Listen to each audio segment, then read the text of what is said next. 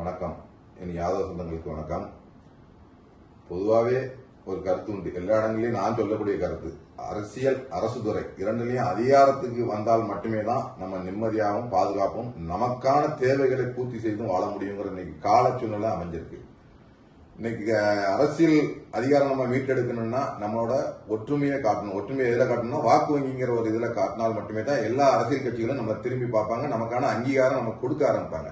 ஏன்னா இன்னைக்கு கால சூழ்நிலையில இவங்களோட இது ஒரு குறிப்பிட்ட நபருக்கு மட்டுமே வச்சு போயிட்டே இருக்க தவிர நம்ம தமிழ்நாட்டில் விரிந்து பறந்து இருக்கக்கூடிய சமுதாயம் இந்த யாதவ சமுதாயம். அது அரசியல் கட்சிகளுக்கும் தெரியும், எல்லாருக்கும் தெரியும். ஆனா நம்மகிட்ட என்ன வாக்கு வங்கிங்கிற ஒரு ஒற்றுமை இல்லாம தான் போய்கிட்டு இருக்கு.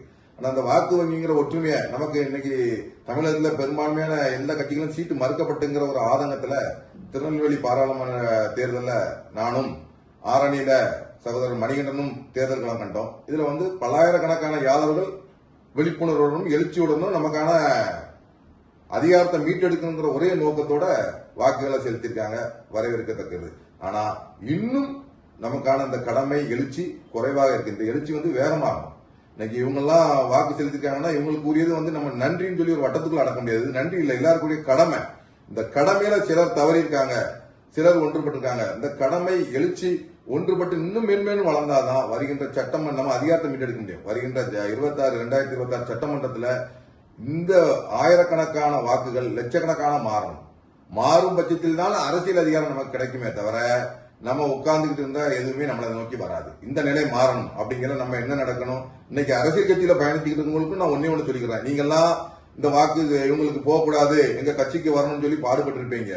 ஆனா நீங்க பாடுபட்டாலும் இது உங்களுக்கு அதிகாரத்தை மீட்டெடுக்கமான அது இல்ல, தேர்தல் களத்துக்கு மட்டுமே தான் நீங்க பயன்பட்டு இருக்கீங்க. உங்களுக்கு அதிகாரத்துக்கு தான் நாங்க பாடுபட்டு தவிர நாங்க அதிகாரத்தில் உட்காரணுங்கிறது ஒரு நோக்கம் இல்ல. என் சொந்தக்காரன் அதிகாரத்தில் உட்காரணும், இதுதான் என்னோட குறிக்கோள். நாங்க இதுக்கு தான் பயணம் பண்ணிட்டு இருக்கோமே தவிர நீங்க இன்னைக்கு கட்சின்னு உழைக்கிறீங்களே, இந்த கட்சியில இருந்து உங்களுக்கு என்ன அதிகாரம் கொடுத்துருக்கீங்க? ஒண்ணுன்னா ஒரு நபருக்கு இல்ல, எனக்கு இன்னைக்கு பிறந்த கிருஷ்ணகிரியில இருந்து கன்னியாகுமரி வரைக்கும் இருக்கிறோம். எல்லா மாவட்டத்திலையும் நம்ம அதிகாரத்தில் இருக்கக்கூடிய தகுதி நமக்கு இருக்கு, இருந்தும் மறுக்கப்பட்டு இருக்கு. இந்த நிலை மாறணும். என் சொந்தம் அதிகாரத்தில் உட்காரணும், வெற்றி வாய்ப்பு பெற்று போனோம். சும்மா ஏதோ நின்னோம் ஓட்டு வாங்கணுங்கிற இதுல இல்ல, வெற்றி பெற்று அந்த அதிகாரத்துக்கு போன சட்டமன்றத்துக்கோ பாராளுமன்றத்துக்கோ வெற்றி பெற்று என் சொந்தம் போகணுங்கிற ஒரே நோக்கத்துல போயிருங்க. நீங்க எந்த அரசியல் கட்சியில பயணிச்சிருந்தாலும் சரி, நீங்க வெற்றி பெறக்கூடிய சூழ்நிலை இருந்தா உங்க கட்சியில வருகின்ற 26 சீட்டு வாங்கிடுங்க. இல்லாத பட்சத்தில் நாங்க எங்களோட வாக்கு வங்கி என்ன இருக்குங்கிறத காட்டுறதுக்கு எங்களோட உணர்வை எப்படி இந்த மக்களுக்கு புரிய வைக்கணுமோ புரிய வச்சு கண்டிப்பாக சட்டமன்றத்தில் எங்களோட ஒற்றுமையை கண்டிப்பா நிலைநாட்டுவோம். இன்னைக்கு 1000 இருக்குது, கண்டிப்பா வரும் 26 லட்சமாக மாறும். கண்டிப்பா எல்லா அரசியல் கட்சிக்கும் அது ஒரு இந்த சமுதாயத்தோட ஒற்றுமையை நிலைநாட்டும் பிரதிபலிக்கும்ங்கிறத கூறிக்கொள்ள விரும்புகிறேன். ஆனால் 26 சட்டமன்றத்தில் இருக்கும் யாதவ சொந்தங்கள், தமிழகம் முழுக்கும் யாதவ சொந்தங்கள் நம்ம எங்கெங்க பெரும்பான்மையா இருக்கமோ அந்தந்த தொகுதியில நம்ம கண்டிப்பா களம் காண்றதுக்கு ரெடியா இருங்க. இந்த களம் ஒன்றுதான் நம்ம அதிகாரத்தை நமக்கு மீட்டெடுக்கும். நன்றி, வணக்கம். என் யாதவ சொந்தங்களுக்கு வணக்கம். பொதுவாகவே ஒரு கருத்து உண்டு, எல்லா இடங்களையும் நான் சொல்லக்கூடிய கருத்து, அரசியல் அரசு துறை இரண்டுலையும் அதிகாரத்துக்கு வந்தால் மட்டுமே தான் நம்ம நிம்மதியாகவும் பாதுகாப்பும் நமக்கான தேவைகளை பூர்த்தி செய்தும் வாழ முடியுங்கிற இன்னைக்கு கால சூழ்நிலை அமைஞ்சிருக்கு. இன்னைக்கு அரசியல் அதிகாரம் நம்ம மீட்டெடுக்கணும்னா நம்மளோட ஒற்றுமையை காட்டணும். ஒற்றுமையை எதில் காட்டணும்னா வாக்கு வங்கிங்கிற ஒரு இதுல காட்டினால் மட்டுமே தான் எல்லா அரசியல் கட்சிகளும் நம்மளை திரும்பி பார்ப்பாங்க, நமக்கான அங்கீகாரம் நம்ம கொடுக்க ஆரம்பிப்பாங்க. ஏன்னா இன்னைக்கு கால சூழ்நிலையில இவங்களோட இது ஒரு குறிப்பிட்ட நபருக்கு மட்டுமே வச்சு போயிட்டே இருக்க தவிர நம்ம தமிழ்நாட்டில் விரிந்து பறந்து இருக்கக்கூடிய சமுதாயம் இந்த யாதவ சமுதாயம். அது அரசியல் கட்சிகளுக்கும் தெரியும், எல்லாருக்கும் தெரியும். ஆனா நம்மகிட்ட என்ன வாக்கு வங்கிங்கிற ஒரு ஒற்றுமை இல்லாம தான் போய்கிட்டு இருக்கு. ஆனா அந்த வாக்கு வங்கிங்கிற ஒற்றுமையை நமக்கு இன்னைக்கு தமிழகத்தில் பெரும்பான்மையான எல்லா கட்சிகளும் சீட்டு மறுக்கப்பட்டுங்கிற ஒரு ஆதங்கத்துல திருநெல்வேலி பாராளுமன்ற தேர்தலில் நானும் ஆரணியில சகோதரர் மணிகண்டனும் தேர்தல் களம் கண்டோம். இதுல பல்லாயிரக்கணக்கான யாதவர்கள் விழிப்புணர்வுடனும் எழுச்சியுடனும் நமக்கான அதிகாரத்தை மீட்டெடுக்கணுங்கிற ஒரே நோக்கத்தோட வாக்குகளை செலுத்திருக்காங்க, வரவேற்கத்தக்கது. ஆனா இன்னும் நமக்கான அந்த கடமை எழுச்சி குறைவாக இருக்கு. இந்த எழுச்சி வேகமாகும். இன்னைக்கு இவங்கெல்லாம் வாக்கு செலுத்திருக்காங்கன்னா இவங்களுக்கு உரியது நம்ம நன்றின்னு சொல்லி ஒரு வட்டத்துக்குள்ள அடக்க முடியாது. நன்றி இல்லை, எல்லாருக்குரிய கடமை.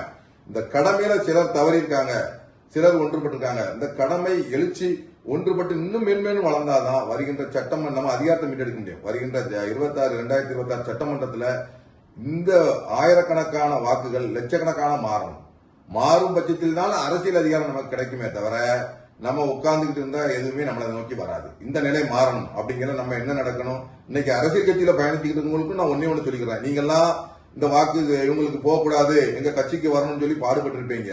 ஆனா நீங்க பாடுபட்டாலும் இது உங்களுக்கு அதிகாரத்தை மீட்டெடுக்கமானா அது இல்ல, தேர்தல் களத்துக்கு மட்டுமே தான் நீங்க பயன்பட்டு இருக்கீங்க.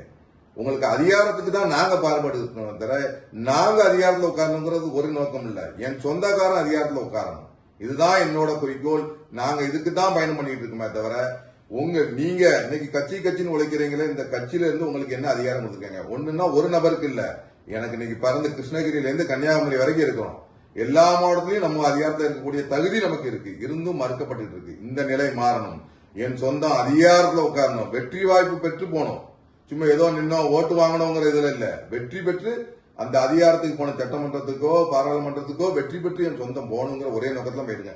நீங்க எந்த அரசியல் கட்சியில பயணிச்சிருந்தாலும் சரி, நீங்க வெற்றி பெறக்கூடிய சூழ்நிலை இருந்தா உங்க கட்சியில வருகின்ற 26ல சீட்டு வாங்கிடுங்க. இல்லாத பட்சத்தில் நாங்க எங்களோட வாக்கு வங்கி என்ன இருக்குங்கிறத காட்டுறதுக்கு எங்களோட உணர்வை எப்படி இந்த மக்களுக்கு புரிய வைக்கணுமோ புரிய வச்சு கண்டிப்பாக சட்டமன்றத்தில் எங்களோட ஒற்றுமையை கண்டிப்பா நிலைநாட்டுவோம். இன்னைக்கு 1000 இருக்குது, கண்டிப்பா வரும் 26ல் லட்சமாக மாறும். கண்டிப்பா எல்லா அரசியல் கட்சிக்கும் அது ஒரு இந்த சமுதாயத்தோட ஒற்றுமையை நிலைநாட்டும், பிரதிபலிக்கும் கூறிக்கொள்ள விரும்புகிறேன். ஆனால் 26 சட்டமன்றத்தில் இருக்கும் யாதவ சொந்தங்கள், தமிழகம் முழுக்கும் யாதவ சொந்தங்கள் நம்ம எங்கெங்க பெரும்பான்மையா இருக்கமோ அந்தந்த தொகுதியில நம்ம கண்டிப்பா களம் காண்றதுக்கு ரெடியா இருங்க. இந்த களம் ஒன்றுதான் நம்ம அதிகாரத்தை நமக்கு மீட்டெடுக்கும். நன்றி.